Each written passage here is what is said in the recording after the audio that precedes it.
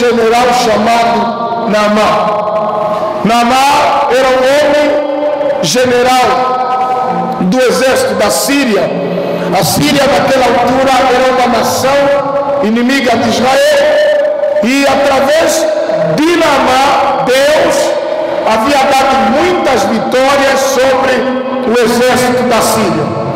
E é interessante aqui olharmos para, apesar do cargo que Naamã tinha na Síria, apesar de ele ter sido um general, a Bíblia fala que ele estava leproso, ou era leproso. A lepra nos dias de Naamã era uma doença incurável. Era uma doença que era fruto do pecado e era condenação à morte. Pois todo leproso ele tinha que se afastar do ajuntamento. Na Síria era diferente, mas Naamã ele precisou afastar-se, ele precisou sair da sua nação e vir até Israel para ser curado. A Bíblia diz que quando eles fizeram um combate contra Israel, eles levaram uma menina de Israel para a Síria.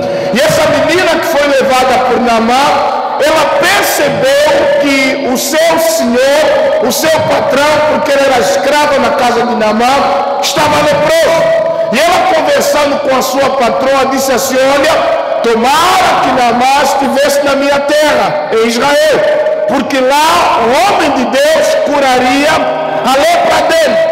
E como não havia cura na Síria para essa doença, a esposa do rei de Naamã falou com Naamã que a menina conhecia alguém na terra natal dela que poderia curar da sua lepra. E quando Naamã é informado, ele organiza uma comitiva, pede uma carta ao rei da Síria, pega os seus carros e cavalheiros, soldados, e ele vai em direção para Israel. E quando ele vai em direção a Israel, a carta que o rei dele, da Síria, havia passado, era uma carta que foi dirigida para outro rei, ou seja, era a carta de monarca para monarca.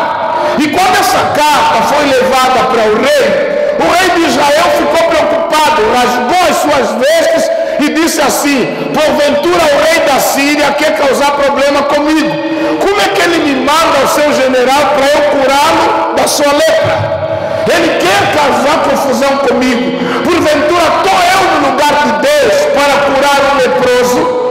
E isso chegou aos ouvidos do profeta Eliseu. E quando Eliseu ouviu que o rei havia rasgado as suas vestes, versículo 8, volta aí no versículo 8, ele manda chamar Naamã, diz assim: sucedeu porém que, ouvindo Eliseu, homem de Deus, que o rei de Israel rasgara as suas vestes, mandou dizer ao rei: por que rasgaste as tuas vestes?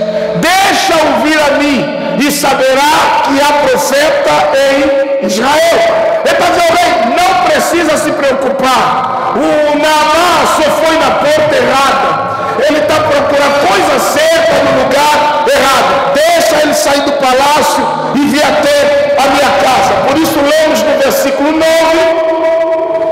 veio, pois, Naamã com os seus cavalos e com o seu carro e parou à porta de Eliseu. Quando ele escutou que o profeta Eliseu mandou ele chamar, ele saiu da casa do palácio real e veio até a porta de Eliseu. E aí começa as decepções de Naamã, porque até aqui estava tudo normal, mas até aqui Naamã não revelou quais eram as expectativas que ele tinha a respeito do milagre.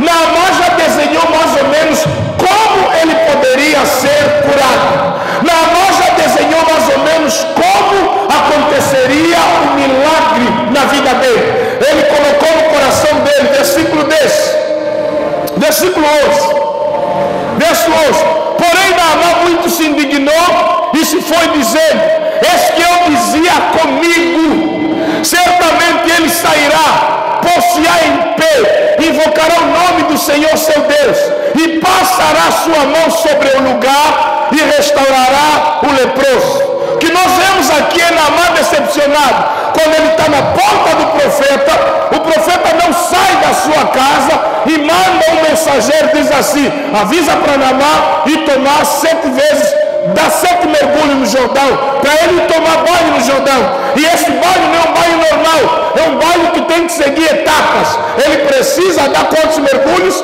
7. Só que ele não sai. Imagina um general que está acostumado a ser tratado com pompa, com honras, estava acostumado a ser reverenciado. Agora ele não conhece quem é o profeta, ele nem sabe quem é esse profeta. Agora esse profeta lhe dá uma ordem para ele tomar banho. É incrível isso. E aqui a gente vai tomar algumas lições com base na história de Naamã. Todos nós não estamos muito diferentes de Naamã. Naamã tinha uma doença física.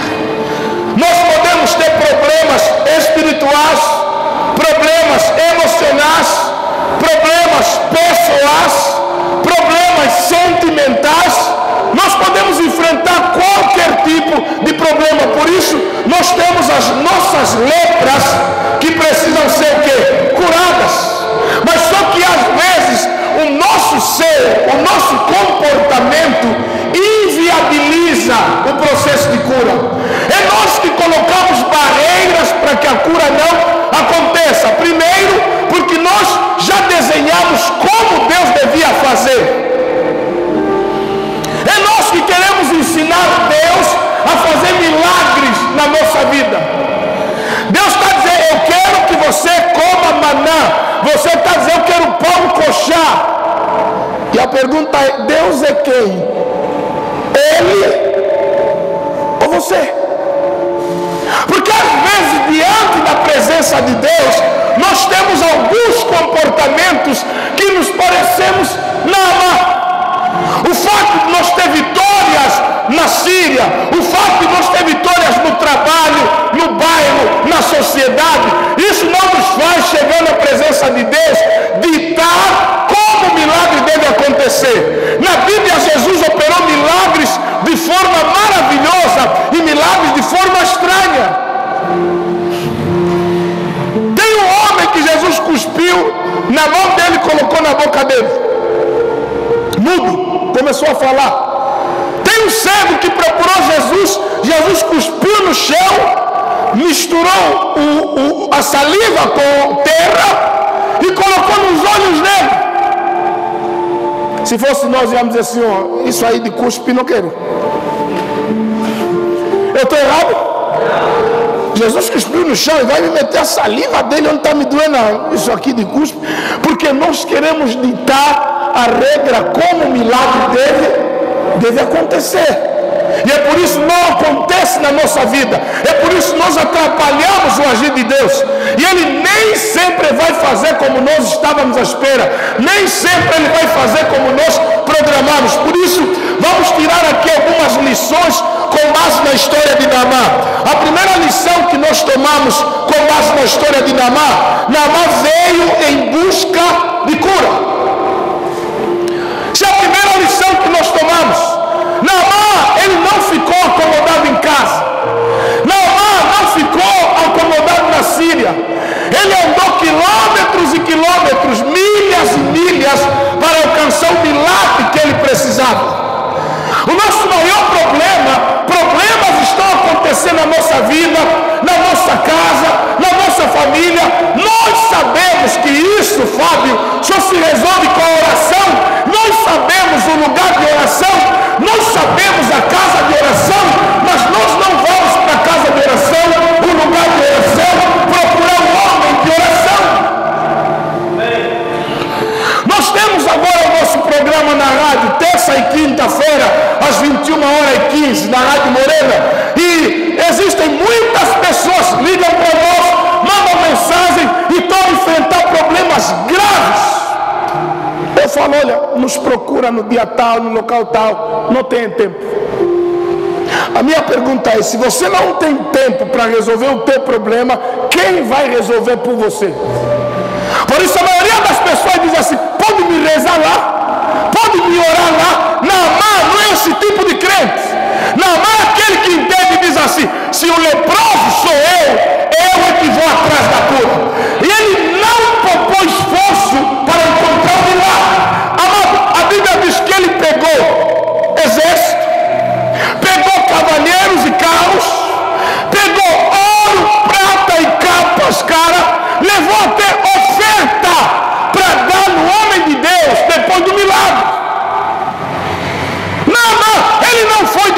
fazia? Ele levou carros, levou cavalos, levou uma comitiva. É general, não está acostumado a andar sozinho. E é perigoso um general de guerra andar sozinho. Ele arriscou a vida dele e dos companheiros. Só para quê? Buscar um milagre.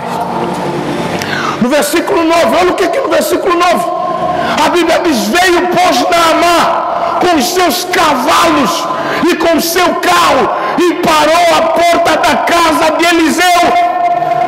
Ele veio. Existem milagres que só vão acontecer na tua vida quando você vir.